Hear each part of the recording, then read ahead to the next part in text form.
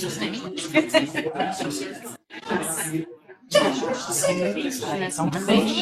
to break the glass because her keys were inside. Oh my God, she chose to break the glass.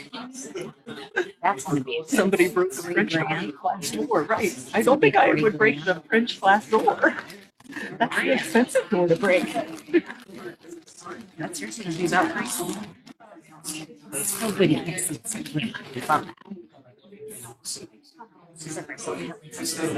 Right.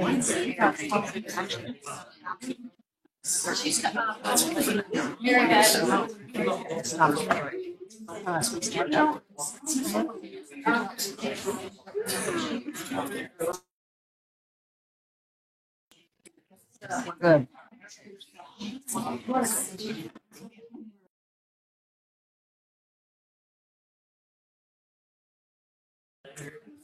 We are open.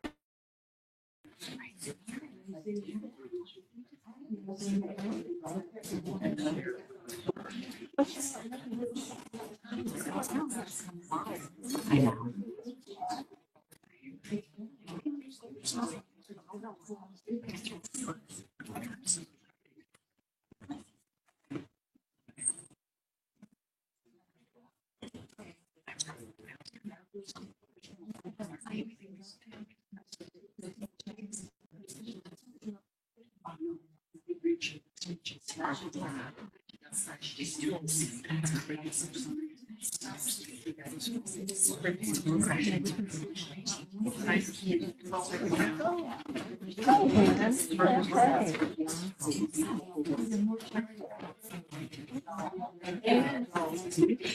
Are you? Hey, good. Are you? Doing good.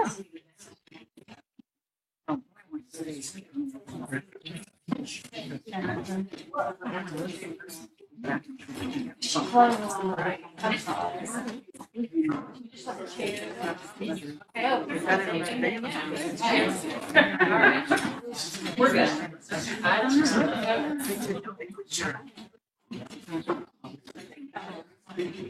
Okay, so we're okay. I don't have my gavel, so calling this July 11th, 2022 Board of Education regular meeting to order. It is 7:03 p.m. When you're ready, Stephen, will you please call the roll? Mrs. Mansfield? Here. Mrs. Sebastian? Here. Mr. Elam? Here. Mrs. France? Here. I would see it's not on the agenda, I just noticed, and I apologize to everyone for that. The Pledge of Allegiance is not on here. Let me please stand for the Pledge of Allegiance. Pledge allegiance To the flag of the United States of America and to the republic for which it stands, one nation, under God, indivisible, with liberty and justice for all.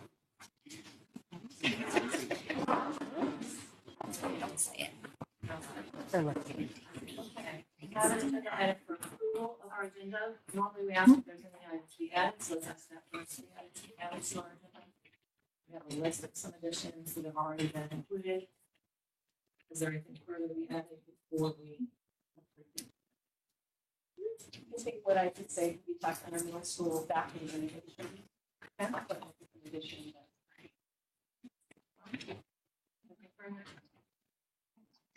Okay, so is there a motion to approve the agenda? Thank you, Ms. Sebastian. Is there a second? I'll second. I'm sorry, is the mic on? Because I can't hear anyone speak. You can speak louder. Yeah, we'll do our best. We don't have Thank the you. mics this time. We don't Pardon? have the mics this time, so we'll try to speak louder.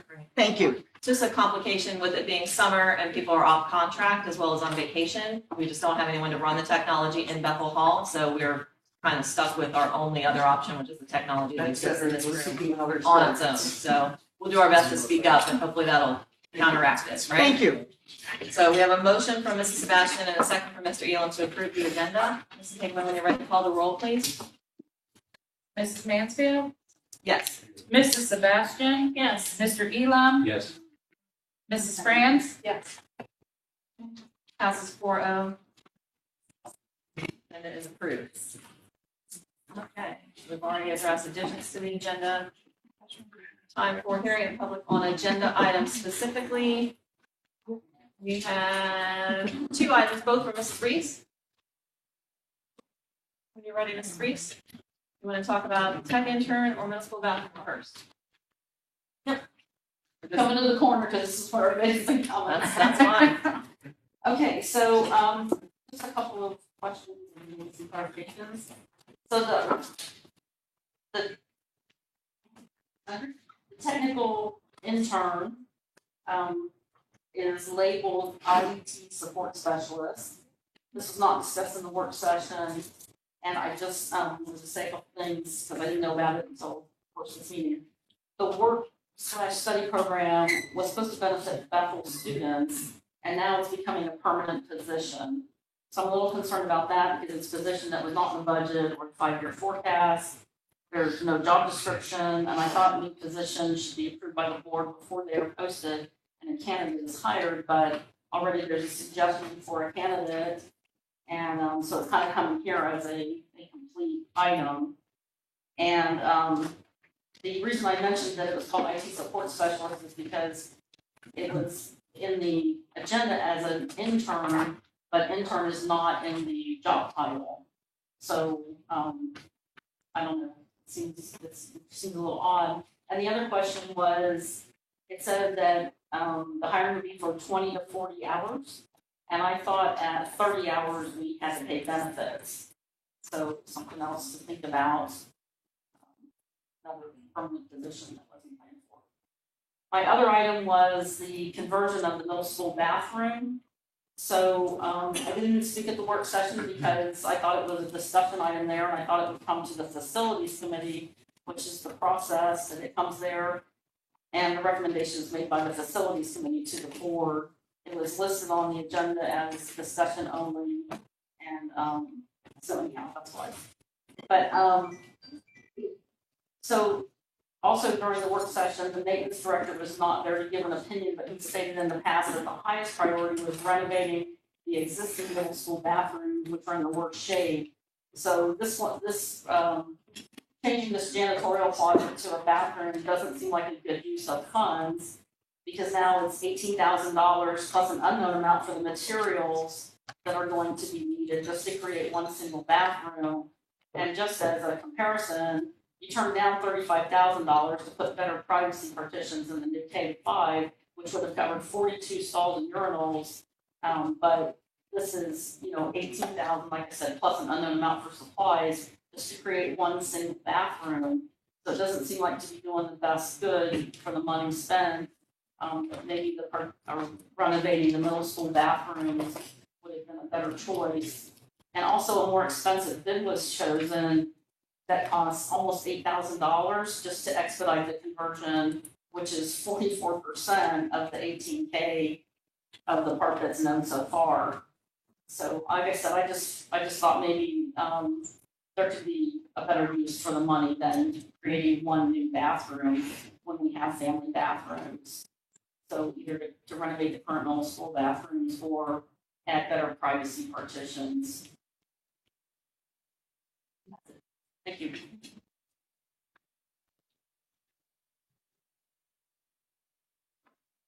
I just want to ask you this, Reese. When you say 8,000 more expensive bid chosen, can you clarify that comment for me, please? Yeah, I think at the work session, it was $7,700 was $7,700 over the next closest bid. And the difference was yeah, I think I see where you're coming from. So there was one bid that was like 30,000 or something altogether, everything like plumbing and I think supplies. And then there were 4 other bids, like 2 were construction and 2 were plumbing. So we had to put those together to equate the other one. So one was like 17,500 and one was 18,000 altogether. And Todd chose the 18,000 that was all encompassing plumbing and the supplies or whatever. I'm probably messing up what was in those quotes, I'm sure. But the idea is that we had to put 2 quotes together to equate the other one's single quote. There were 5 pieces of bids altogether. You had to put 2 to be whole, and then 1. So it was really only about $500 difference that he chose more expensive to be more timely because the least expensive wasn't going to be available to start until August 1st. Okay, so that wasn't the way it was explained to the work session. So I apologize, that was a confusion point, and I did want to clarify that, because 8,000 would have been, I too would have been like, whoa, yeah, so I agree. Okay, I'm glad that that's been cleared up at least, so. Any other comments from anyone else on those other items that we want to clarify? All right, I definitely want to address that though. All right, thank you for your comments, Mrs. Reese, appreciate it. Okay, anything further? Anyone else? All right, moving on to item 4, the important dates of the district. For our communications, so coming up there shortly. Coming up on rookie band camp here pretty soon, followed by regular band camp. Always an exciting time of the year. Parent volunteers getting lined up as we speak, I'm sure. And then followed by Safety Town. I did forget to follow up about Safety Town, and I'm so sorry about that. If it's still open, I'm sure it's not open by now. But watch your social media. If there are still spots for Safety Town, I'm sure they'll be posting those very soon. We'll have a work session on August 2nd, followed by the following Saturday, the Hog Roast is back. And always a good time. They have usually some great food and the introduction of all the athletic teams for the fall season, which is great to watch and see all of our new athletes coming up for the year. And facility meeting on the 8th and the Board of Education meeting on the 8th. And then time for, believe it or not, high school schedule pickup and orientation and rolling into the new year already, believe it or not. It's hard to believe that this time the summer's gone fast for me. Is there anything missing from our schedule or anything that needs to be corrected that anyone can see? Okay. Good.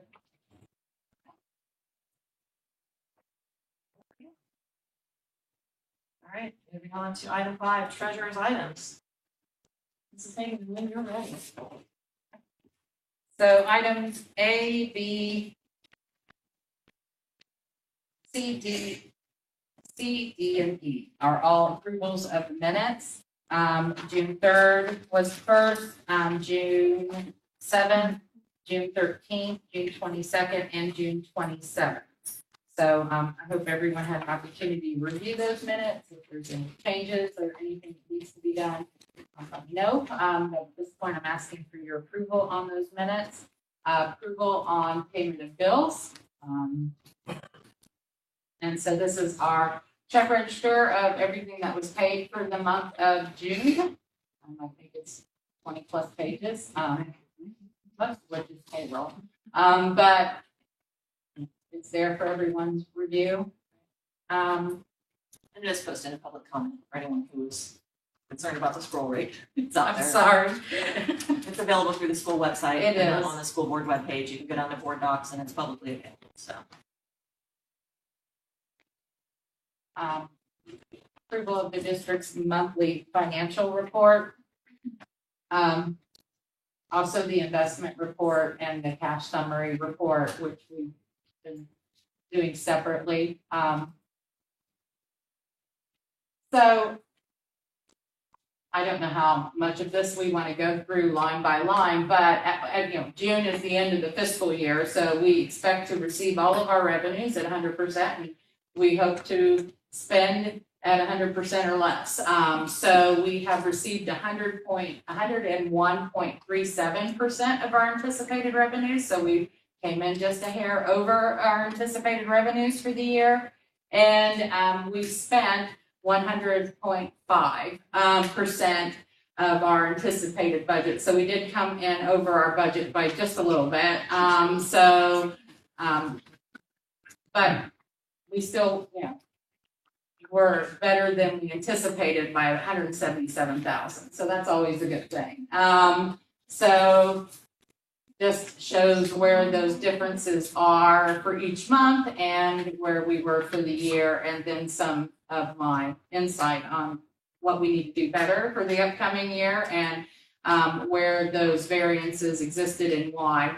One of the areas was restricted state grants, because we are now with the new fair funding formula. There are more areas that are restricted, such as gifted, and we also had a clawback, meaning that they took money back from us for career tech education. So we're looking at all of our EMIS data, trying to figure out how we can make sure that we get all the money that we're entitled to as we move forward in the upcoming year.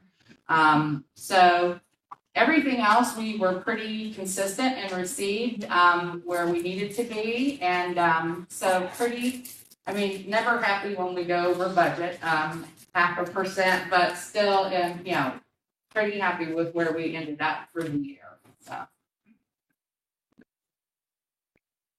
And then just for anybody that doesn't know, this cash summary report, everything has a different fund. And so this is the cash available to the district currently as of the end of the month per fund. So approval of transfers and advances. We discussed this at the work session. We cannot have grants in a negative status. Tried to do my request by June 14th, which was their being Ohio Department of Education's cutoff date, and got us within $3,100 and some change. So needed your approval to transfer from the general fund to the grants to get them to zero, and that money will come back to general fund when we make the request in July. So and then a transfer between Title 2A, which is 590 grant, to 572, which is Title 1A for 1857.71, because we use that money to offset the cost of the Title I salaries. This is an addition from the work session. As I was closing out the year, looking at what amended resources we had available. We did receive more money than we anticipated, so those revenues have been accounted for in this amended certificate. And then an appropriations resolution for little areas where we overspent in some areas and underspent in others. So and the appropriation, it's called an ATCOM, but it's just a report that shows pretty much what revenues are received, what our initial cash was, what we've received, and how we ended for the year. The goal being that none of our fund balances should be negative by the end of this fiscal year, so we don't have any over appropriations for the year. Lunch prices, for 22-23. We are probably one of the few districts in the state that still have a food service program in the black. So that's something to be very proud of. So I'm not recommending any increases in K-5 or 6-12 lunch prices. So those will remain as they were, but the board approved in 21-22. We are asking for a 10-cent increase on milk just because we were at 40 cents and with the cost of milk, we're just going up to sort of help offset. I don't think it will cover the full increase in milk prices, but just a little bit of an increase in the milk price. That's all I have, unless anyone has any questions for me.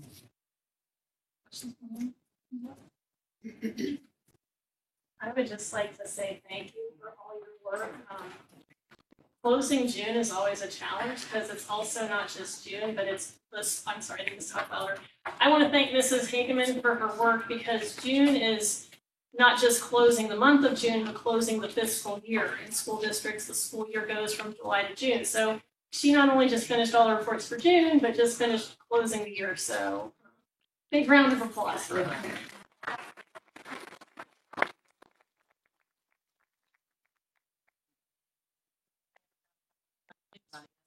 Looking forward, Looking forward. what are your thoughts? Anything that we really need to focus on or improve on, do better? What do you need from us? What do you say? What are your thoughts? Well, yeah, I think we just need to, we need to look at our EMIS data. I think we're missing out on some funding that we should be receiving. So just getting a good handle on that EMIS reporting, it's Educational Management Information System. So it's all our little, sometimes you wonder if the Department of Ed wants to know how many kids named Billy wore blue shoes today. But there's funding tied to that. So we need to do a better job of looking at all that, I think. And as we move forward, trying to get everybody acclimated to budgets and how how to live within a budget, how to work within a budget. So I was hoping to do that in June, but it got away from me. And so we'll need to, looking forward to working with Mr. Crispin and seeing how we can move the district forward in those endeavors. Okay, so item K then, go ahead. Oh, no, go ahead. Okay, so item K is a motion to place the items from the treasurer's report on the consent calendar. Is there a motion? A motion. Thank you, Mrs. Franz. Is there a second? I'll second. Mr. Elam, thank you for the second. Is there discussion?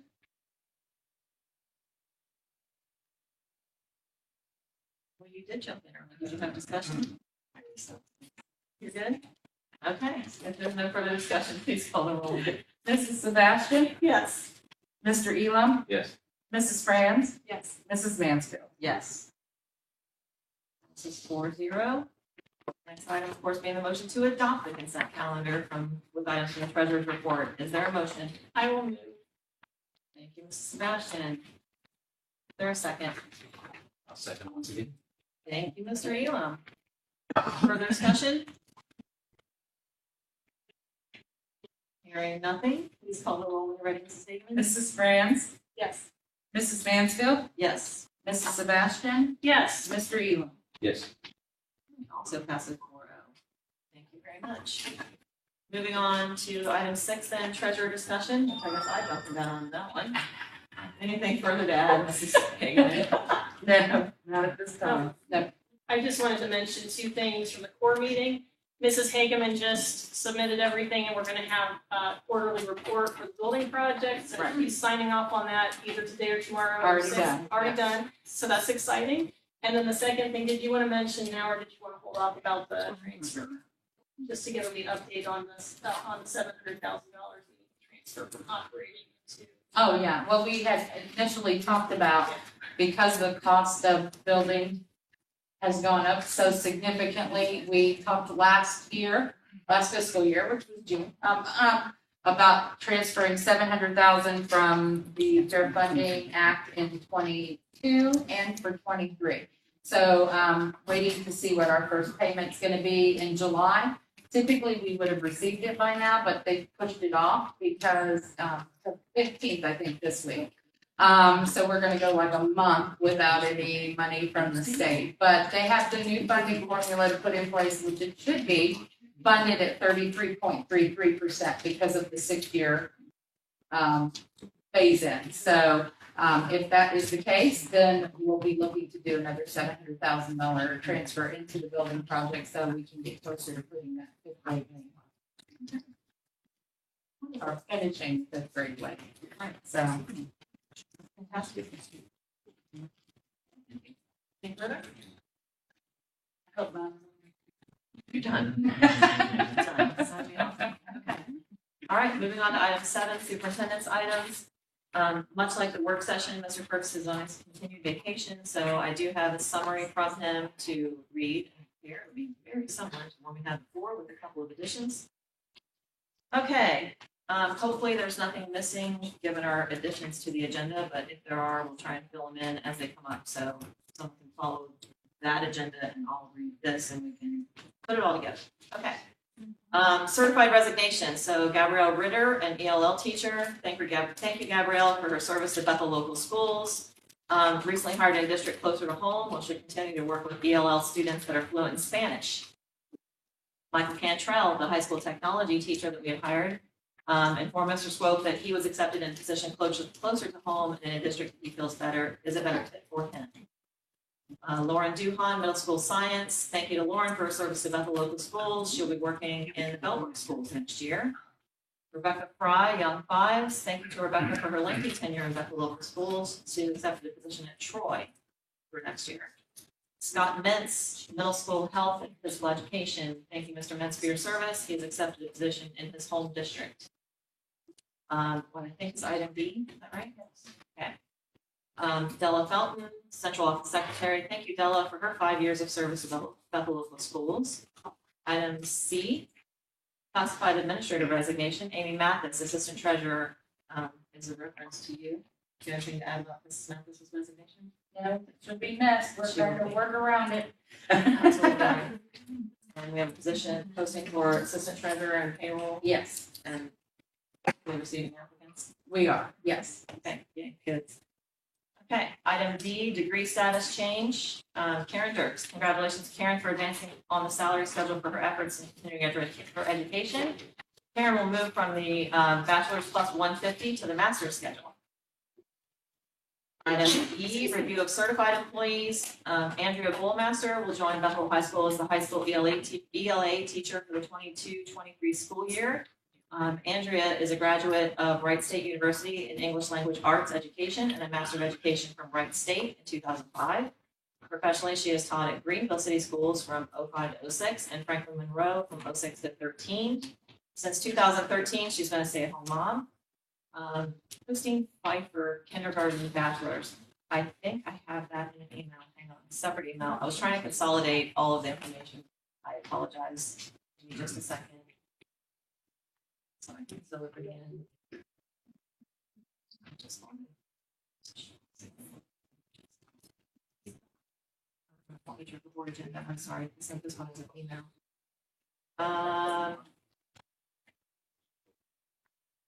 So she taught a combination of second, third, and special ed for the last 18 years and has been team lead for her grade level and part of the curriculum team where she worked on vertical assignment across grade levels. She has extensive experience with DLL students as well as self-contained, all-inclusive classrooms and takes great pride in building strong classroom community where family class communication is key. She has used PBIS, performance-based intervention systems, and conscious discipline in her classroom throughout the years and will be a huge benefit to our elementary staff as we revamp our PBIS curriculum. She is also a Bethel resident for the last 10 years and her 3 kids do attend Bethel schools. So that's pretty exciting too. Moving back over to Karen Ayers, is that right?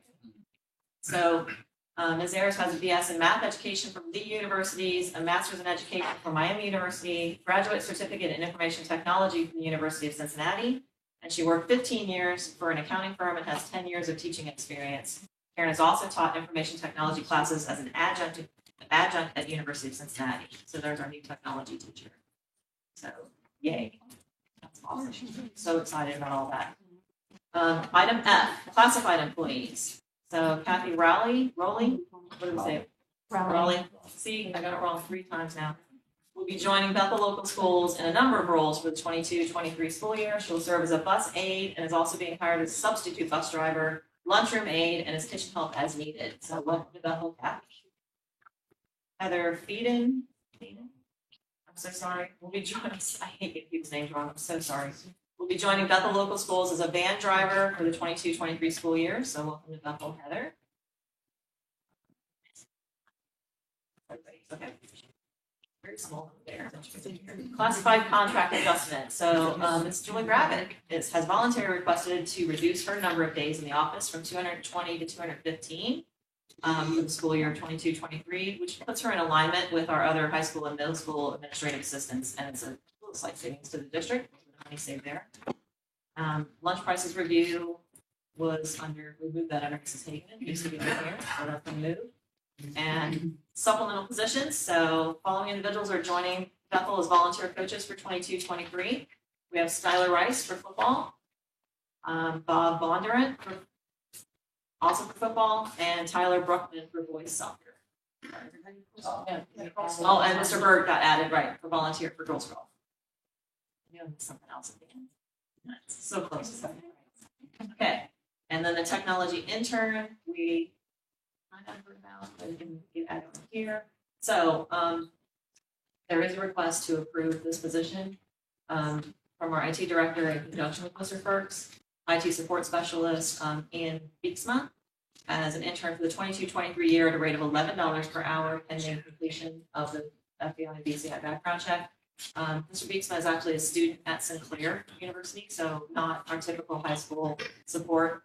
My understanding is that the resources were exhausted to try and find, usually get a CTC student or someone who's been working in the IT arena with CTC, and no one was available this year, which is why the search was expanded to look into the local community colleges and see if there was someone interested.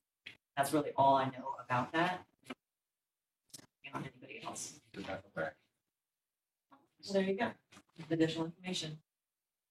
Bethel Grad. That's cool. Okay. So that's where that stands. And we're up to the next one. That's a long list.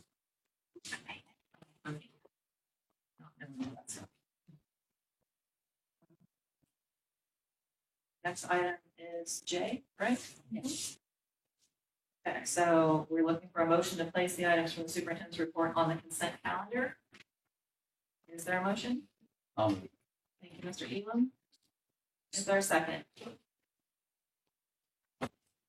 I'll second. Thank you, Mrs. Sebastian. Okay, discussion. I'd like to recommend that we table item J, motion, I'm sorry, not J, people of the technology intern, IT support specialist, because this was, I'll talk later.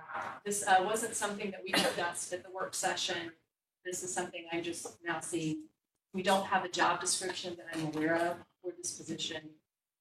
And traditionally, this has been a work study to Bethel students. I do understand we can find a Bethel student to fill this position, but now I'm not sure that we should be turning it into a permanent position.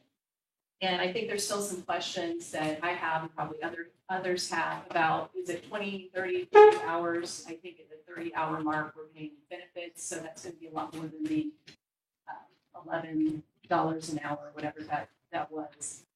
And so I think we've got to consider, are we paying the individual benefits as well? So I would like to recommend that we hold off on this so that we can get some of these things figured out before voting on it this evening. So I have no problem with separating it from the consent calendar for sure. That's obviously something we can totally do. I would like to ask Mr. Crispin, have you had a conversation with our technology director about this position at all? Negative. Negative, okay. That would be something that probably should happen for sure, and then that would clarify a lot of this. Yeah. So let's definitely pull this off the consent agenda, and then, yeah, tabling to the next meeting is probably okay. I don't know what's going to do to our technology staff and their needs, so we may need to call, depending on their needs, probably prepared to call an emergency meeting. We need to get them their staffing like ASAP. Will you let us know if that's something? Okay. I just want to make sure that we're not going to put them in a bind, because over summer, they work on a lot of Chromebooks and getting them ready for the new school year. We get new Chromebooks shipped in. Remember, we hired on all that technology for K through 2, K1, K2, and like staff laptops, things like that too. So there's a ton of technology coming into the district right now that needs to be filtered out and put to the right place. So when you say table, that table may definitely be to a special meeting. So it's going to have to be possibly a very quick turnaround. So I just want to make that clear to everybody as well. So, and we. Well, does Mrs. Hageman have any answers on the overtime? I do not. I heard on the overtime. Not, I'm sorry, on the benefits. Yeah, the Affordable Care Act requires that you offer insurance to anyone that's going to be working 30 hours or more on a regular basis. So unless you can keep them at under 30 hours on the average, then you have to offer them health insurance. I don't know anything other than what's been provided, because my understanding is that it was discussed with Mr. Perks. So I don't know if he provided a summary or anything like that, but it was approved by Mr. Perks and set up place on the agenda. So. I don't have anything further other than what Mr. Cook had emailed the board. And so you guys have seen the same information that I've seen, and we all had that letter from Mr. Cook that discussed all that. You know, I think that the 20 to 40 range. This Yeah. is his recommendation. Yeah, proposal. exactly. Right. And my understanding is the range is because based on, you know, you go into school in the fall semester, you have a bunch of classes, you can't be here as much, but over summer you can work some more hours. So over the course of a year, it wouldn't average out most As long likely as it to didn't- benefit level. So that's my understanding, but Right. clearly we would need to have a conversation. Mr. Cook's on vacation this week, so again, why we're all in here in this now getting very warm, stuffy room. So, you know, that's part of the problem, so. So we want to, The clarification, everybody being comfortable is important, and I'm cool with that. Like, everybody's cool with that, I think, so. we want to table Yeah, we're gonna separate item I from this consent calendar, and we're gonna table it until we can have that additional information and satisfy everyone's needs. Well, and I would like to see a maximum number of hours. I just think there were a few little like that, because if we just had a maximum hours of this, then that'd be very clear that we wouldn't be eligible for benefits, but yeah, so hopefully we can get that approved, because I'm sure he wants that for 30s. So with sent to the technology department and their needs, we have to do what we have to do. Okay.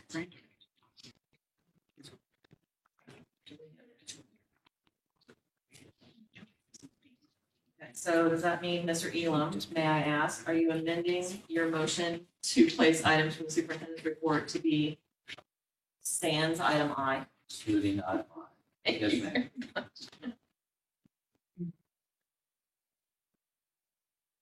I will second that. Again. Thank you. Anything discussion at the moment for this motion to move to the consent calendar? All right, I guess then we're ready to call the roll. We okay with that? Okay. Mr. Elam, Yes. Mrs. France, Yes. Mrs. Mansfield, Yes. Mrs. Sebastian. Yes. Okay, all items except item I are now moved to the consent calendar. So we move to item K, which is motion to adopt the items from the superintendent's report, except item I, of course. We need a motion first. Is there a motion? We really need to put them on consent calendar now. We're moving to- Moving to approve it. Motion to adopt except for item I. Is there a motion? I'll move. Thank you, Mrs. Sebastian. I'll second. Thank you, Mrs. Franz. Is there discussion? I'd just like to thank a couple of students that have come back to help coach. I noticed one on the agenda tonight. I know one's helping with, former students helping with football. I think that's absolutely great for our young athletes to see graduates come back. And I know, actually, we have parents right in here of a former graduate that came back and helped with swimming for a year, so, or two. I don't know, but that's really appreciated. I think it's a great role model for students, so thank you to those students who have done. Sorry to see the resigned people that have resigned. We would like to point out that of the six teachers that are up here on the list, that 3 of them are moving to take another job in their home district or the school that they graduated from. Or an issue such as that, something that's much closer to completely. But we'd like to welcome those people that we are hiring.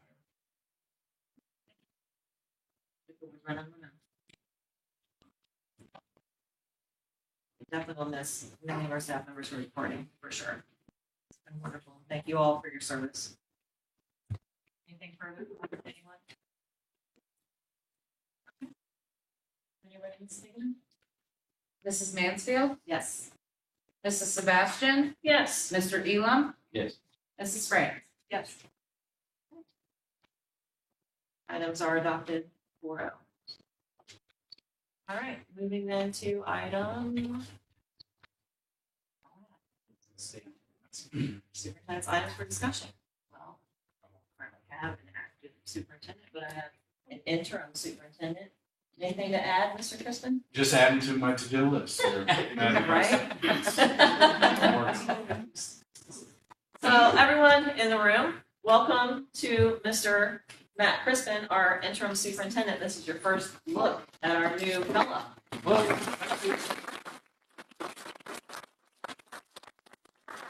Coming to us from Bucyrus Cyrus and Points Beyond. and Points Beyond. Absolutely, absolutely. We're very fortunate to have him. I think his communication skills appear to be unrivaled, which we're all going to be very appreciative of. He's already sent a board update on a Friday to tell us what he's been up to and what's been going on and what his thoughts are and what his plans are. So honestly, it's been wonderful so far getting to know him and seeing his style and the way he works. So personally, I couldn't be happier to have him aboard at the moment, for sure. Thank you for being here. Okay. All right, moving to item 9, hearing of the BEA president and/or Vice President, as the case may be. Hi, Playing Mrs. Henry. Mrs. Brewer this evening. We're glad to have you, Mrs. Henry. Welcome up to the. Community got to welcome our new interim superintendent, so let me be the first official staff member to welcome you to our district and to our family. Appreciate it. We truly try to operate as a family, so we're looking forward to working with you in all this. Thank you.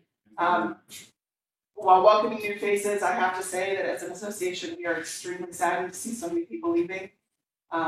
We've had veteran teachers that were here for almost 20 years that are choosing to leave, and that is extremely saddened to see, whatever their reasons may be. So just know that we're really looking forward to hiring in some new staff to help fill some of those holes and welcome them into our family as well. That's all I have. Thank you, Mrs. Henry.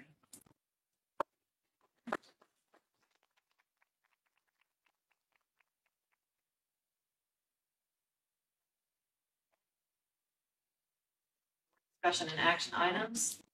So up for item A is a facilities committee update.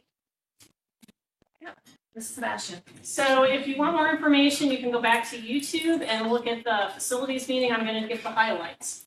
The first one is we are widening 201 in front of the new elementary school.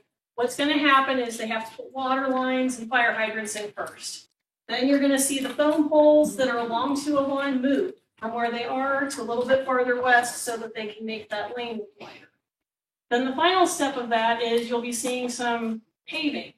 They're hoping to put the bids out and get those back sometime in August. It will not be done in time for school, but they're hoping to get it done this fall. So you will see some construction along there, even past, I think they're doing some micro-surfacing right now, unrelated to this project. The second thing is the athletic field. Right now, they have all the rock removed for the project they can do at this time. There may be additional excavation there or more rock removal when they put the irrigation system in. And the field right now has enough dirt that we don't have to bring any in from the outside, so that is happy news. That could change, but that's where that project stands. And then I'm gonna read the progress report that Jeremy Myers, the project manager from Peterson Construction, put together. And if you've been watching by all of this is the building directly north of us. The masonry bearing around the mechanical rooms and kindergarten wing is complete. This work continues into the elementary wings. You'll see the roof has started to be put on. That's the stainless steel erection is wrapping up for the gym and dining room box. It has also moved on to the mechanical rooms, and next will be the kindergarten wing. And then with that stainless steel part, then we'll start the roof installation this coming week. That will be over the gym and dining room. That's the big part in the middle of the K-5 building. Slab preparation and pours for the concrete are ongoing. They're approximately 70% for the entire building. They hope to be finished at the end of July. The last two things they will do is the dining room and the gymnasium. Dirt work on the football field is about as far as it can go until the new design documents for natural grass are received. And they're hoping to start the water line extension work soon. Bruns is going to do that, and that's the water lines that'll be going north of the school. And then the last thing that happened in the facilities meeting was there was a recommendation for Mr. Crispin to be the facilities chair. So that moves us into item B. Anything further on facilities committee update from anyone? No? Other members? Okay.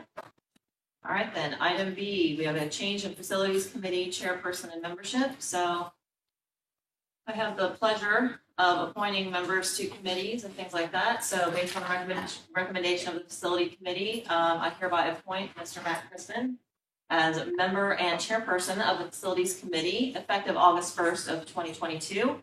And this will replace the membership and chairperson of Justin Burks. So we're removing Mr. Burks and replacing him with Mr. Crispin effective August 1st of 2022. And the official bid is done, so that's cool. And that means that you're all set to go for the August meeting, which is cool. Lucky you. Another thing on your list there, buddy. I'm ready. All right, let's see. Middle school bathroom renovations. So we did have an was it an RFQ or an RFP? I think I'm confused. Which is quotes, so we just did RFQ. Okay, so we had a quote for partitions for all of the restrooms in this facility to have partitions done, and that came in at a little over $70,000. So we did, because it's over $50,000, we're required to get quotes. So we did an RFQ, and those have come back now. We have all three that we needed. One is $36,609. One was $59,965. So there's a pretty big swing in these prices, as you can see.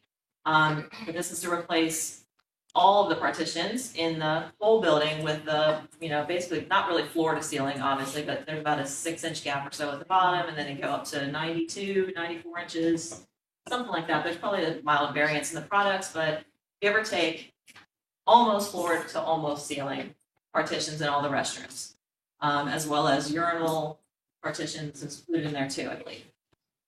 So the concerns at this time expressed from our maintenance director, Mr. Bird, are that by the time we now get these materials in, if we were to say, yeah, boom, go with that 36,000 or whatever we chose, by the time those materials come in, it's already July 11th. They would come in towards the end of July, possibly August 1st. He's now looking at his timeline for the other projects he has in process and trying to get all that completed before school would start on August 24th, I think. Right, would be extremely difficult for him at this time. So he has expressed those concerns, which are, up here on the slate. So knowing all of that and knowing that this is supplies only, remember, this is not labor included. This is only just supplies. We have to keep that in mind when we're looking at pricing too. I turn it over to the board. Discussion, comments, concerns, what have you. So, I believe in the work session where you had mentioned that the quote was going to be for, trying to get understanding here, because you're saying there was a quote requested for all of the bathrooms, but in the work session, you had said you were surprised because you didn't know it was for all of them. You thought it was just for the middle school bathroom renovation. Is that correct? The quote needs to be for just the portion that we're doing. Right, but we got all of the bathrooms were. Right, but that was just for the partitions. That didn't include flooring, the walls, the ceiling tiles, any of that. So I don't know what the cost of all that would be if it would have to be bid out. We bid out usually the whole project, not just a piece of it. Right, I think he got quotes for the partitions for the middle school and high school. That's what I remember Yeah, discussing. for the middle school and high school, but All of the elementary. One of them has a, I think they had the whole. Yes. do they? section. Okay. Yeah, it was the Yeah, whole. so it's just the supplies, not the labor cost. So yeah, it is all, the whole building. So it's all apples to apples. Okay. My understanding. Yeah. And then there's been a lot of confusion. I've gotten a lot of emails, a lot of calls about what's going on with the bathroom situation. So, and I know our audio hasn't always worked well. So for those that weren't able to attend, easy to get lost with what's going on. So with the middle school janitorial closet is being converted to a unisex bathroom. And then there is also the renovations that Todd is working on and getting the partitions that we just talked about, I guess. I didn't understand it was for all of the bathrooms though, but. Well, the quotes he got, the quotes he got were for the whole school, and they really just need to be the sections we're doing. The goal was only to do 4 of the however many bathrooms we have across the Right, campus. he said those were in the worst shape. Correct. Okay. And so there's also concerns that I'm getting in the community because this is something that, and again, our intern probably needs to be aware. We are getting community members that are upset because they feel their religious rights, their right of conscience is being violated by the fact that we do have a unisex bathroom. We have someone that is going to donate funds to convert that. And the understanding in his communications with Mr. Firks was that this would be a bathroom. And again, there's an email trail, so do a public records request and determine for yourself if what I'm saying is accurate. And the communications between Firks and the individual in the community suggested that the individual understood that his contribution would be he came in a spirit of trying to fix the issue for the district because of, a lot of the stuff that we're facing right now and a lot of people are upset. So his solution was, let's turn this into a bathroom for trans students to use. And then they won't be using the bathroom of the opposite sex. That's the way he understood it. That is the way the emails read to me. Again, you can do the public records request and determine for yourself if that is also what you find. Now, the fact that there are individuals who have religious reasons and reasons of conscience cannot be ignored. The students are being asked to adopt a type of faith here where there is not evidence-based for the decision that's being made. So it's like they're asking them to also believe that someone who is a biological male or a biological female is the opposite sex and treat them as such. Again, whether you agree or not, there are issues of religious rights violation. There are some religions where this is completely morally unacceptable, even within the homes. Boys and girls do not share the same bathrooms for whatever reasons. And violations of conscience for those who are not religious but have a problem with this. So these people are not full of hatred. They are not transphobic. They have religious reasons, and those need to be respected and addressed. And I'm bringing this issue up because it's something our interim superintendent and our permanent superintendent will have to deal with. This issue is not going away with the unisex bathrooms and with putting partitions in one or all of the bathrooms. That's all I have.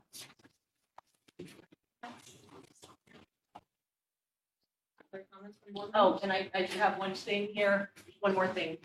There is a section of the community that has had conversations about uprooting from the community over this issue because of the religious rights violations, and this person needs to be respected. These people need to be heard. And all students need to be respected in this situation, and that's, I don't believe happening right now.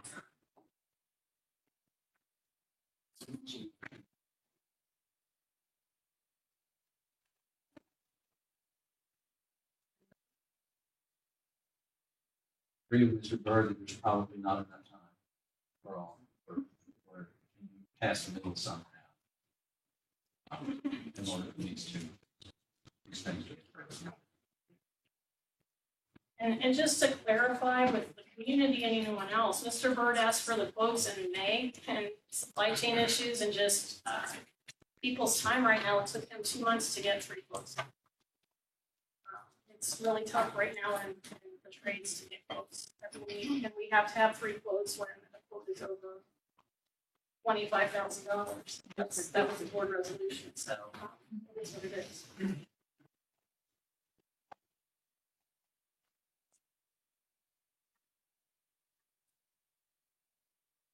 This is not up for a vote this particular item at the moment, so I believe this is something that Mr. Strickland also had on his list already to talk to Mr. Bird about how to handle the renovations and what these quotes. I mean, these quotes aren't something that I don't think that this is a building maintenance kind of an issue for some of these things. The middle school bathrooms are just old and they're deteriorated, and it's a maintenance kind of an issue, a building level situation. So figuring out where to go with those, I think rests with Mr. Strickland and Mr. Bird to figure out the direction on those and how to repair them and bring them up to stuff. And the flooring that can't seem to ever get clean and stay clean, and the drywall issues and things like that. I think that's going to rest with Mr. Bird, primarily doing presentations with Mr. Kristen, and figure out where to go. If any of these partitions, this quote, especially the $36,000 one, can be, partially purchased maybe. If there's, dividers that need to be done in those middle school bathrooms before that we know need to be repaired. If there's part of that quote, if we can say, hey, Southern Ohio Supply that we see out there, if that can be, we can supply what we need for those 4 that need to be renovated, that'd be great. That'd be super. As far as what we're doing with these other ones, this is not a vote item unless someone's trying to call a vote right now about whether we're doing floor ceilings from K to 12, which is not on the table at the moment. So it didn't pass when we tried to do it in the K-5 new building. So that's what we're doing. That's what she says. Yeah, I know. I see. So are there any further comments on the middle school bathroom renovation discussion?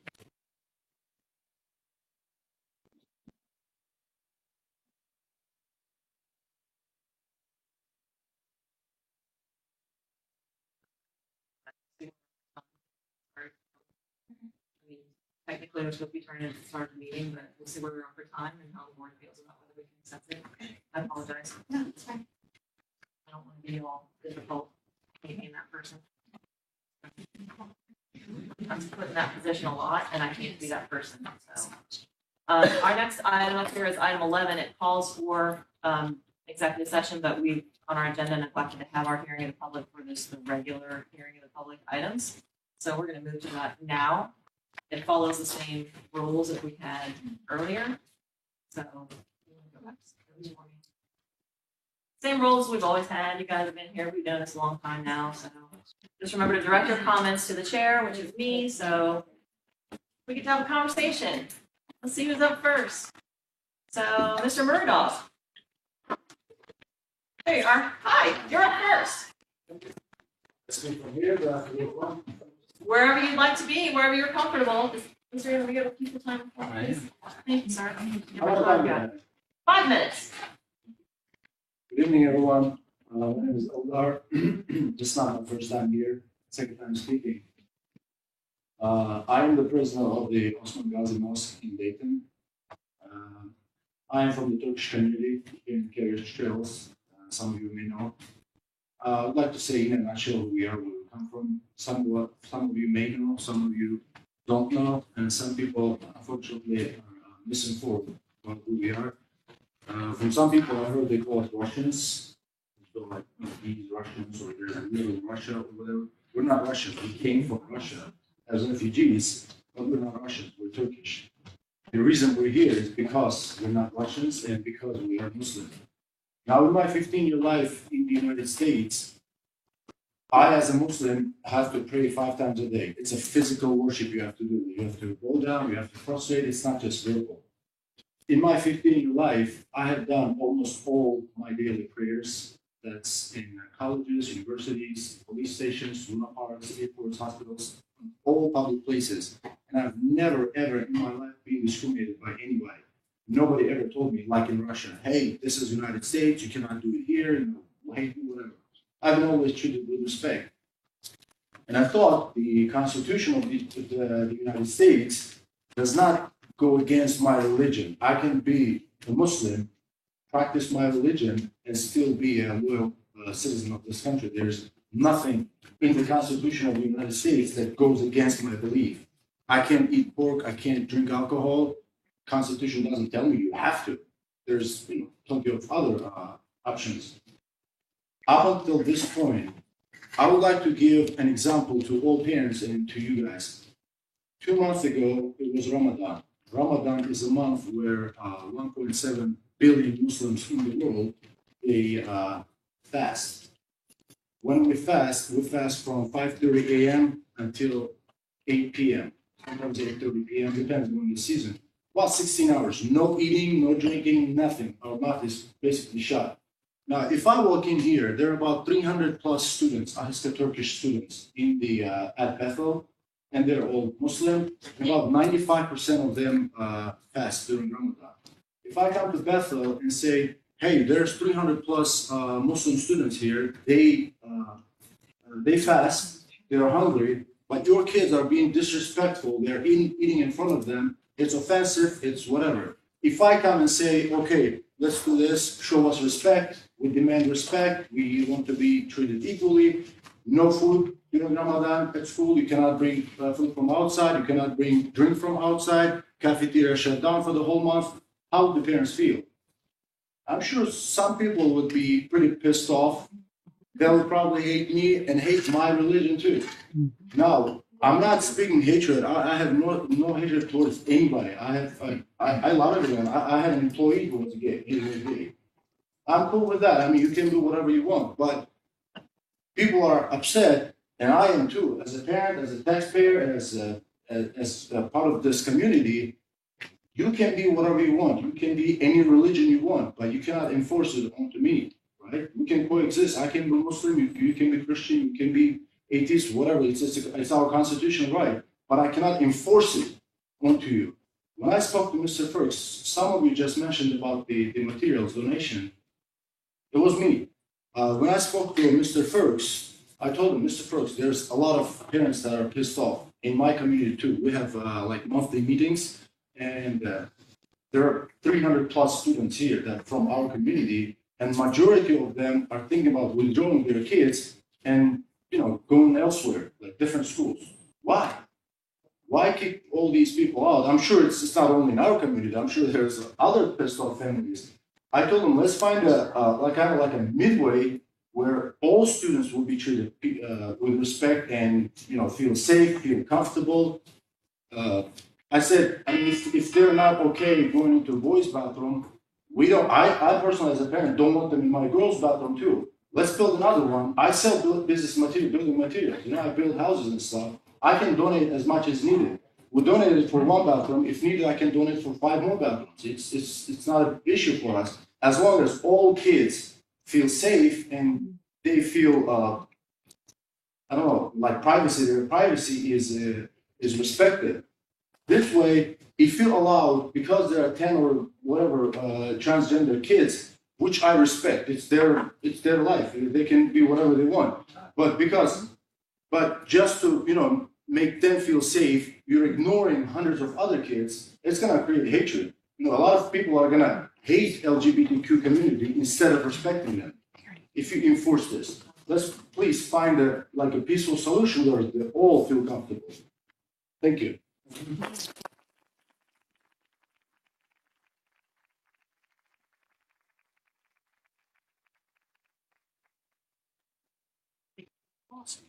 Rachel Kiplinger.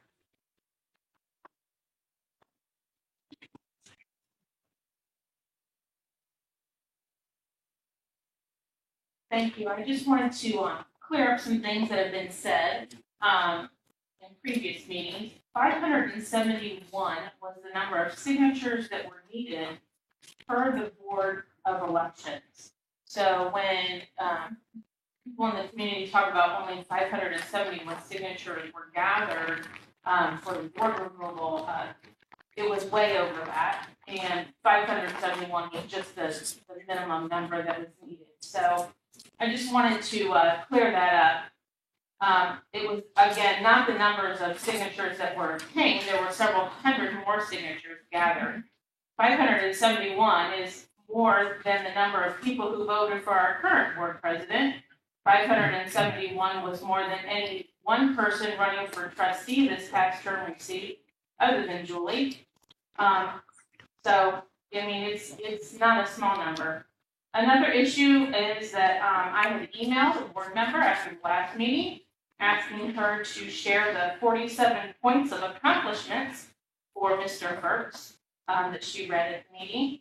I never received any reply or response from her, and I think that's wrong. I mean, a reply. All I I never expect. received an email, Rachel.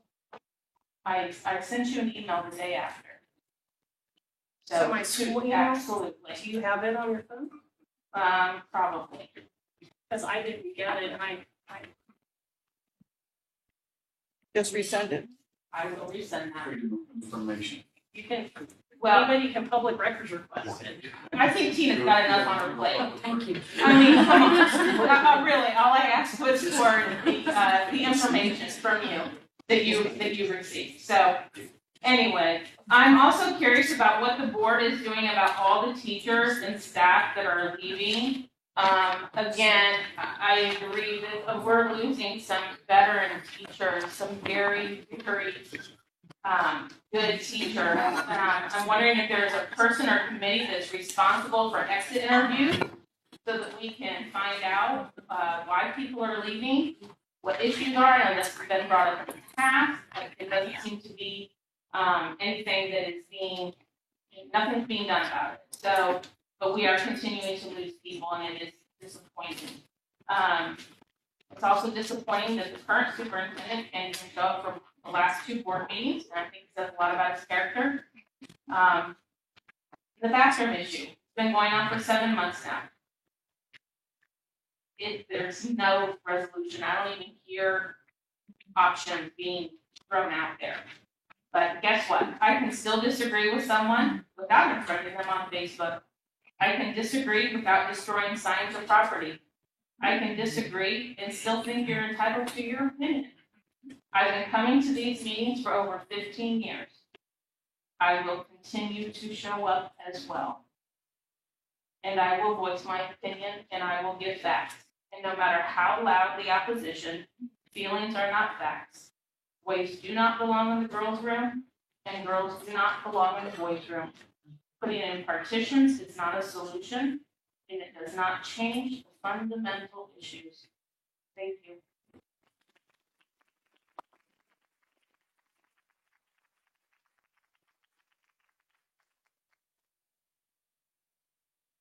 Jacob King. Hi, thank you. I am here to request that the board take some type of action with regards to case number 22201 that was filed in Miami Court on 26 May. With regards to board members. The title allows for any member that is brought forward from a petitioner, that if that petition is dropped or they're found innocent, is to counterfile for civil claims. You're allowed to claim for time, attorney fees against that petitioner. So here, there is a primary petitioner listed on that claim. After review of legal fees that are on the online checkbook for this year, it's somewhere between $21,000 and $25,000 that our taxpayer dollars have been used for attorney's fees. And those taxpayer dollars that I paid was for teachers, school buildings, and facilities, and not to defend board members with regards to frivolous claims since it was dropped. I'm not sure of the total fees and how to calculate it, but it's listed there on how to calculate it. The next thing I would bring up and talk about is I don't think but anyone should have to do a public record request for an item that a board member has brought up in the middle of the meeting. Since that should be part of the meeting minutes, it should either be posted with the meeting minutes, the email that was described, or posted on the facilities site on the website under some type of topic with regards to that. That way, we're not going to tie this head in its hands with whoever else handles it. To be looking for it and sending it out multiple times. It should be made available so people can go look. Those are my. Thank you.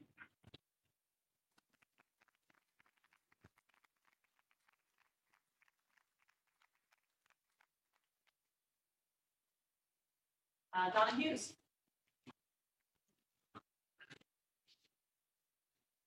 Thank you for this opportunity. And thank you, Mr. Murdoch, for offering to supply all the costs of the bathroom. I'm concerned with the 4 police reports of April and May that Bethel called or sent for the cops, the sheriffs. And one instance where the contact was decided by the juvenile prosecutor not to prosecute the child. What kind of respect are we showing our teachers? What kind of respect are we showing our other students who where these calls were made? One of the reports said they checked out the surveillance. Do we have cameras in the hallways and the classrooms? Yes or no? Not in the classrooms, but in the hallways, just in Okay. I would like to suggest classroom cameras because to protect the student and protect the teacher. I'm worried about the lack of respect the teachers, the students are showing our teachers and authority and showing each other. We heard about a case in the early 2010s where a kid was raped in a boys' bathroom by the same sex, so that's not cool.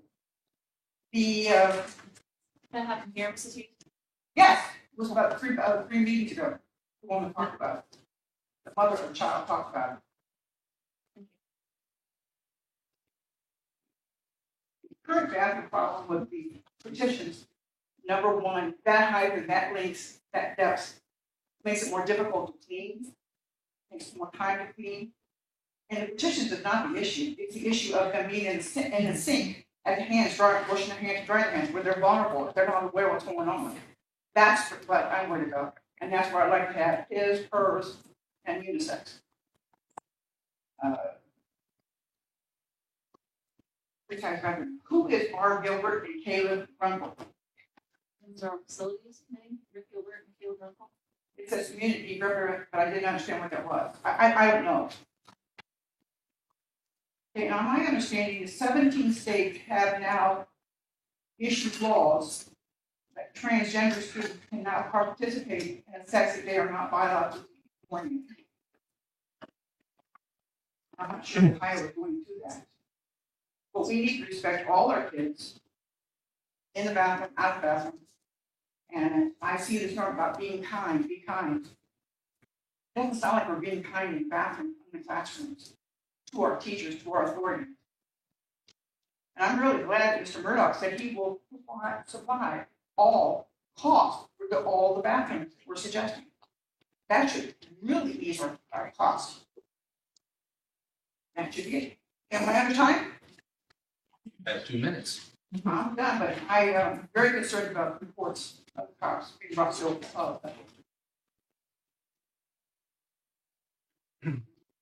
It's you.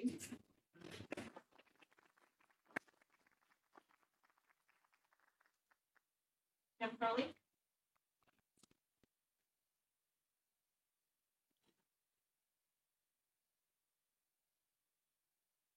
Thank you.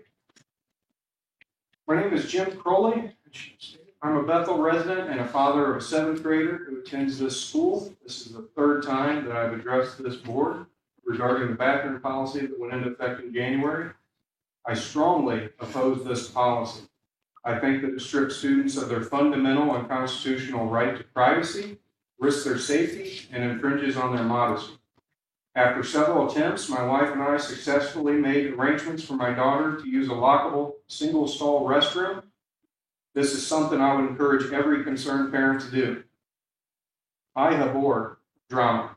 I no longer enjoy a good fight like I did when I was a young man. I have no social media following that I'm trying to pander to, and I get no thrill out of likes, clicks, or invites to the in-crowd parties. Not even sure if there are in-crowd parties at 50. So if my daughter is relatively safe now and I dislike drama, why am I here? I'm glad you asked. I'm here for 2 reasons. This policy is wrong both morally and functionally. I'm a Christian and I love all kids. I love my daughter and all her friends. I love the kids in her grade that are quieter, that she doesn't really know that well. I love the kids in grades above her and below her. And I love the kids whose parents completely disagree with me and see no potential harm in the agenda that this policy is pushing. The girls whose parents tell them to be more open-minded when they say they aren't comfortable having boys in the restroom with them. The kids who don't even think to object because they've been bombarded with the not-so-secret agenda their entire lives. They're kids. Their brains aren't physically capable of weighing the risk. Someone should stand up for them, protect their bodies and their minds. And so we will fight. We will fight with our right to free speech, our hard-earned money, and the legal system. We will fight. We will not give up. If we fail to get the policy changed with this board and fail to get the board members who have put our children at risk removed, which is ongoing, different board members at the next cycle and get it changed then. We will not give up. The world was created by putting ourselves on the throne doesn't work. Living for our feelings and our pleasure results in depression and disillusionment. Policies that tear down families and obliterate social and Judeo-Christian norms that have endured for thousands of years aren't good for us and they're not sustainable. It's called hedonism and it's been tried a lot. For those who know the Bible, nothing good comes after the repeated phrase, and all the people did what was right in their own eyes. Our kids are depressed, they're hurting, and they're confused. Of course they're confused. How could they not be? We're trying to raise them in a post-truth culture.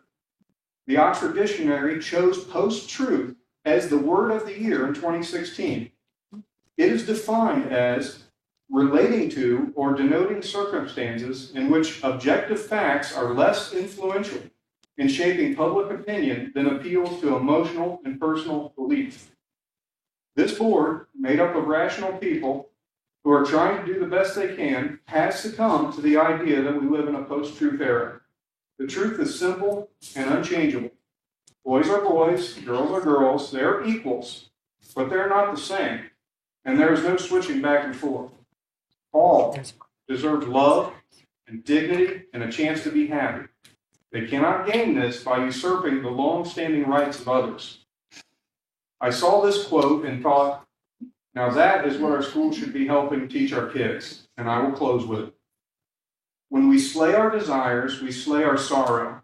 When we train ourselves to practice virtue, we develop interior peace and contentment that is enduring. Love, chastity, humility, justice, kindness, goodness, faithfulness, gentleness, self-sacrifice, and self-control are the cure to the human condition. Thank you.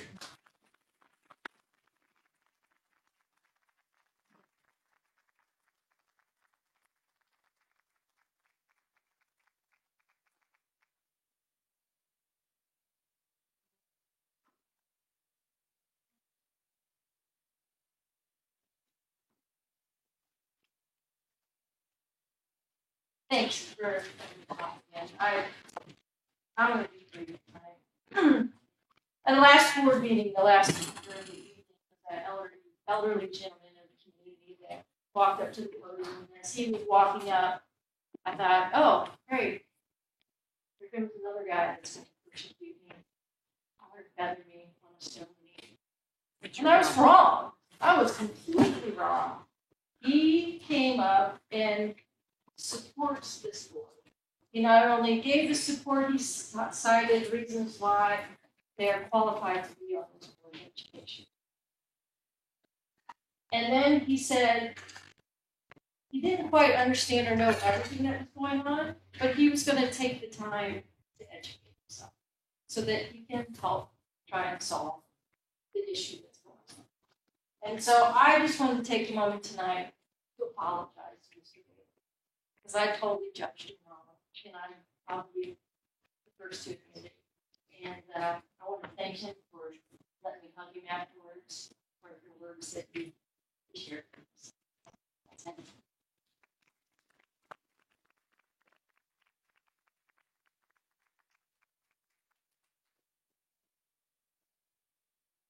Never mind. Thank you. I'm not sure, Rachel, where you're sitting, but I wanted to make sure that I was able to acknowledge your comments where you went. So, anyways, here I am back again. Happy to be here. Thank you. So I wanted to start with a quote from Thomas Jefferson that states, erecting the wall of separation between church and state is absolutely essential in a free society. And I really appreciate your comments, sir. I actually hosted a Bosnian student this spring during Ramadan, and it was an eye-opening experience for me. Seeing his sacrifice, seeing his kind of experience being in the United States as a foreign student. Board. I'm sorry. Were you speaking to him or were you speaking to the board? Thanks, guys. I really appreciate your help. Yeah. So, thank you, sir. I appreciate your comments. However, I do think it's important that everybody here recognize that this is a public school. This is a public school. This isn't a Christian school. This isn't a Muslim school. This is a public school. And Christians pay taxes, Jewish people pay taxes, Muslim people pay taxes. We all pay taxes because the job of a public school is to educate the public. And it is to follow the public guidelines. That's why we have state laws. That's why we have federal laws. And one of the things that people seem to continue to forget is that if we were to make the decision to go with the crowd mentality here and to follow the threats and the nasty comments and the lawsuits, we would be jeopardizing federal funds totaling, I believe from the meeting last time, more than $3 million. I don't know about the rest of the people in the community, but I pay a lot of school taxes. I pay a lot of money to educate every single student that goes here. Muslim students, Christian students, trans students, straight students, cis students, all the students. And we all do that. And if you are uncomfortable having your child come here because you believe it does not fit your religious agenda, you absolutely have the right to take your student and educate them in a school. I'm sorry, I think I'm talking. You absolutely have the right to take your student to a school that supports your religious mindset. You can do that. There's no laws against it. That's one of the wonderful things about living in a democracy. However, I don't want my students, when they attend here, having to follow other people's guidelines. I didn't want my students having to follow someone else's religious beliefs. That's something we do in our homes, and we send our children to school for a public education because we all pay for it. And so I just think it's really important. I love to hear the kindness and the love that is being offered to all of the students here tonight. That's heartwarming because that hasn't been reflected on the Facebook posts. That hasn't been reflected when teachers are being accused of grooming or being pedophiles or attacking children because they are supporting LGBTQ kids. Because they think it's important to ask kids who are LGBTQ not to kill themselves. Right. I've seen those posts that say that they're going to pull all their kids, people should come to the school and pull their kids out because simply by saying to kids, hey, don't kill yourself, we're somehow grooming them. It's ridiculous, it's hurtful, it's harmful, and it sure as hell not the Christian faith that I grew up in. The part of the Bible that I read said that he without sin cast the first stone. And I'm pretty sure Jesus didn't go around pointing the finger saying you're a bad person.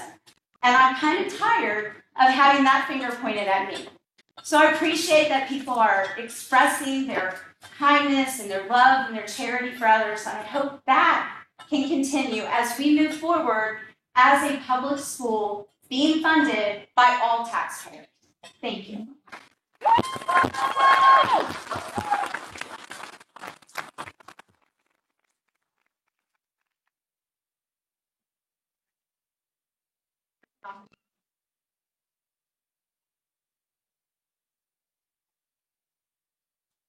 For those who didn't hear, my name is Tracy Hawkins. This is my second time speaking. Thank you for the opportunity.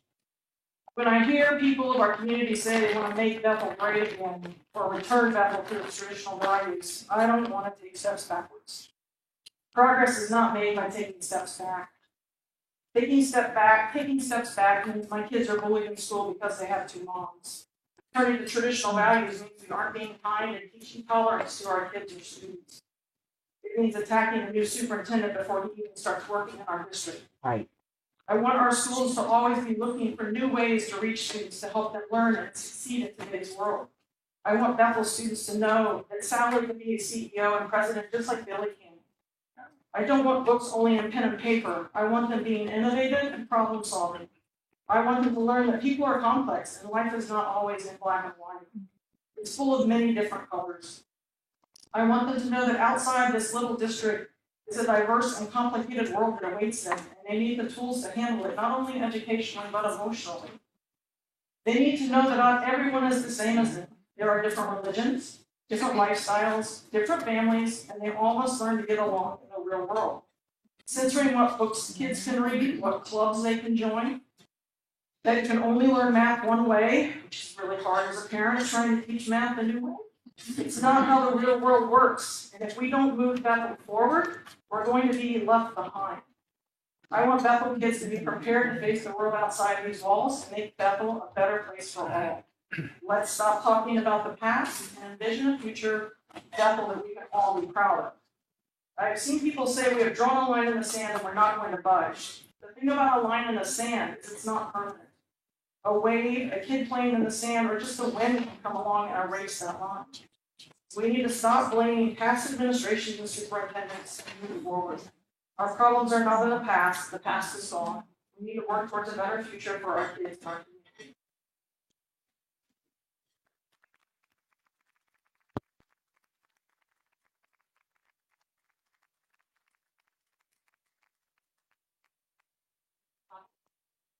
Kind of a late submission. We've only been going at this for 28 minutes. We're checking that late submission. Yeah, I don't have a policy in front of you. No, it just says. Oh my gosh, it's really small. It is really small. Yeah. Right. About what it looks like on the Yeah. paper. You can waive any of the rules with the approval of the board when necessary for the protection of privacy of the administration and the board's business. So, business. So if you would like to allow them to speak, you can waive any of the foregoing rules allowing it. So, yeah. My thoughts is I hate to turn people away, but Right. it's not thing. Kelly, what?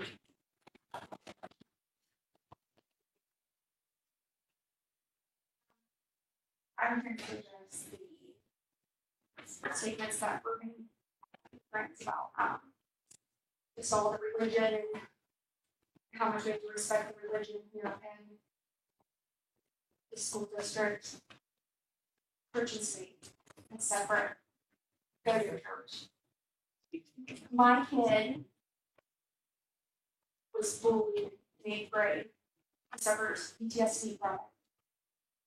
And when this whole background thing started, the bullying ramped up in the schools against the LGBTQ kids, not just the trans kids, all of them. Even kids that weren't part of it, just my daughter. Are you trans? Are you trans? What's between your legs? Parents caused this. Kids did. Adults caused this.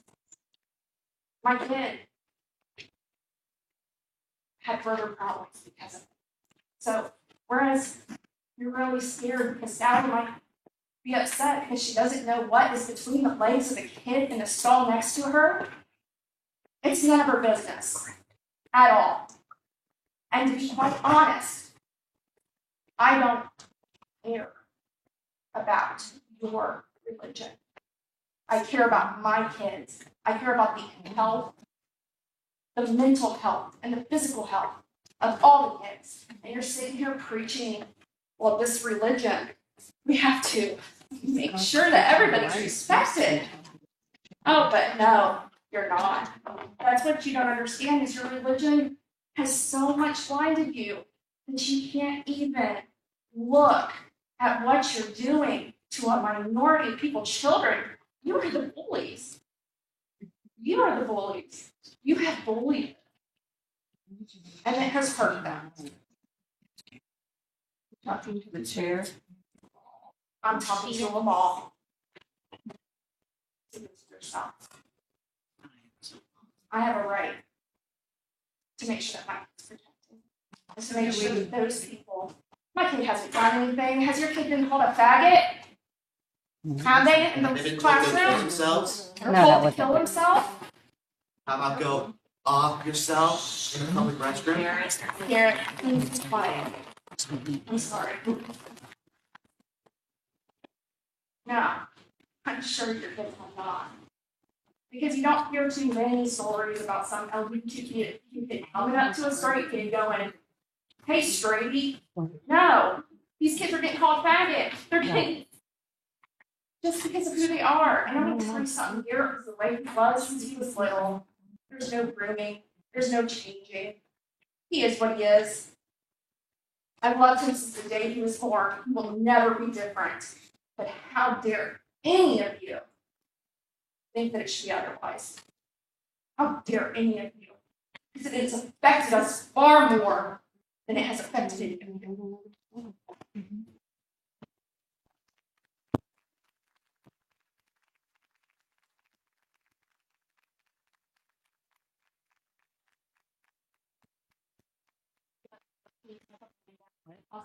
Is the meeting over? Are we allowed to talk? Are we not allowed to talk? Thank you, Mrs. Wood. Are we allowed to talk? Is it raise your hand? I just heard a couple people mention that, like, separation of church and state. The fact that you are respectful of other people's religion has nothing to do with church and state. It's about being respectful to those people, their values, and their morals. So pushing your agenda when your beliefs and your feelings on other people who don't feel that way, who don't believe that way, and who don't live that way. That's where this divide is. It is not turning our school into a church, be it Muslim, Christian, Jewish, whatever. It is about you respecting our rights as a Christian family, as a Muslim family who does not agree with your way of life. You do you. By all means, do whatever you want outside of this public setting. But in this public setting, every single student matters, and your decision to do what you want to do should not affect the 1,700 kids in this school. So if you want to do that, by all means, go do that. On your own time, in your own bathroom, not with my 7-year-old. All right. That's all I have to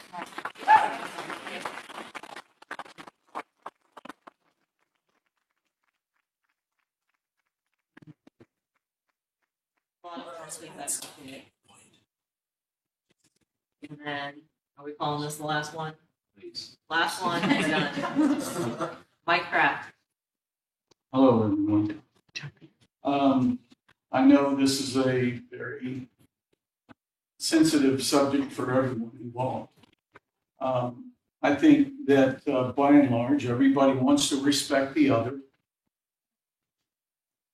Whether they really do, that's another question. To say, you have to direct your comments to me. Yes, whether they do, that's another question. So I think one side, you know, the Muslims, the Christians, the others that don't have any affiliation with any religion but have a strong belief one way or another, they feel like you know, their rights are being infringed upon, and the children, certainly their rights are being infringed upon if some adult chooses to try and, you know, put a child in a certain particular situation that is an affront to Islam or Christianity or no affiliation at all. The other side feels like these you know, religious people or non-religious people that don't have an affinity towards you know, the gay agenda and so forth, feel like you know, they're being oppressed by just simply because a Christian or a Muslim has a particular belief. And I think that they aren't respecting their religious views.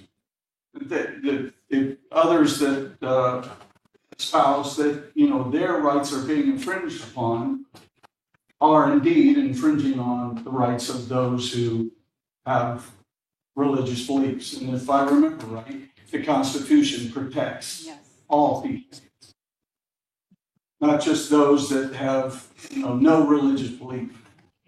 You know, if you have a religious belief, then it's not in the Constitution. Somebody tried to say it was, but they quoted Thomas Jefferson's private letter about separation. And it doesn't mean what that person said it meant. It means that there is not a wall of separation, but a wall where the government can infringe upon religious beliefs. Yes, thank you. So, and anybody who studies history can discern that. It's not an undiscernible fact. It's a fact that can be discerned, figured out. And there's been many things written about that subject. The fact that people that have a religious belief hasn't been infringed upon anyone's right, because I don't think they're pushing those on the other side. The other side is, however, it seems from all the meetings that I've attended here, and I've been silent up to this point, but it does seem that one side is wanting to infringe upon the rights of the other. The other feels like their rights are being infringed upon, and indeed they're not. So, everyone is given the right to, privacy. Now, the one thing the school does have a job to do, that is to protect the children above all else. And there can be a way to accommodate other children who feel an affinity to want to go into the girls' restroom. There's a way, and you guys are looking at ways to address that. But outright shoving it down the throats of others is obviously a community dividing and a people dividing issue.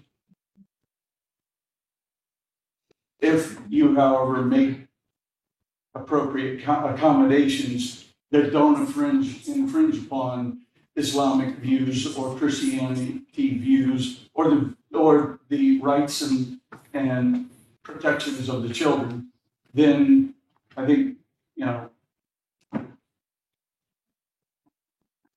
I think that's paramount for you guys. That's your job. Not to try and cause hatred and division.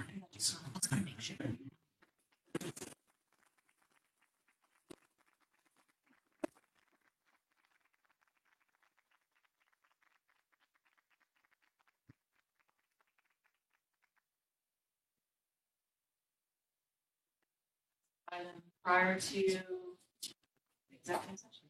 Thank you everyone for your comments this evening. Appreciate your time. I'll gather your thoughts for the morning. Is there any for executive session this evening? Not a reason. Mr. Bruce, do you have a reason for executive session or anything? No need for executive session. What? Something too. You're shocked. Okay. Is there then a motion to adjourn? Motion from Mrs. Sebastian to adjourn. Is there a second? I'll second. Thank you, Mr. Elam, for the second. Any for discussion on that item? You're ready to take it, please follow the roll. Mrs. Mansfield? Yes. Mrs. Sebastian? Yes. Mr. Elam? Yes. Mrs. France? Yeah, that's right. Meeting adjourned at 8:37 p.m. Sign at my house, you want me to shut up? I need 5 million more, and we're just gonna go put them in everything. 4 people, and then sign them. Why not? I think it sounds like a great idea. I remember the thing I put on the back of my car. They said it would probably disappear as soon as it rained. As soon as it rained, man, it was gone. Yeah. Now I gotta make it. Well, I'm working on it. That's right, I gotta talk to him.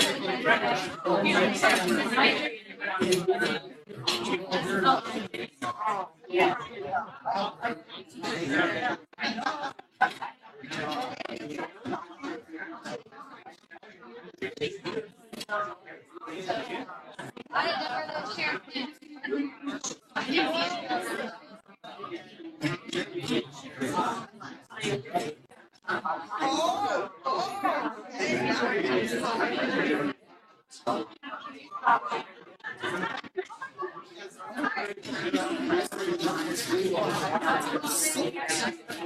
Street Law was another funny one. Street Law was another funny one.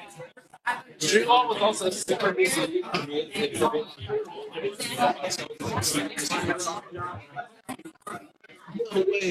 It's a civic law.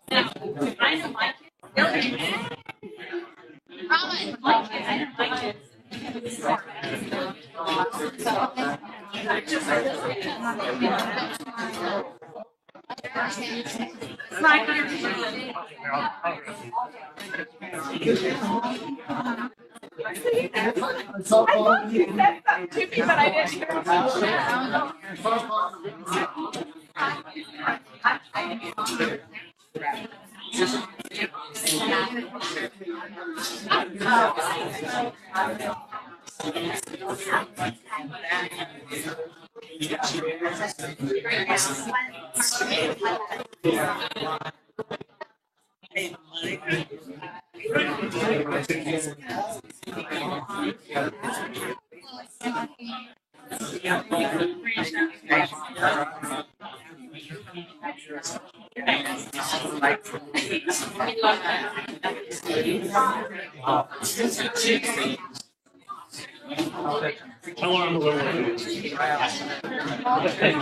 That's a great job.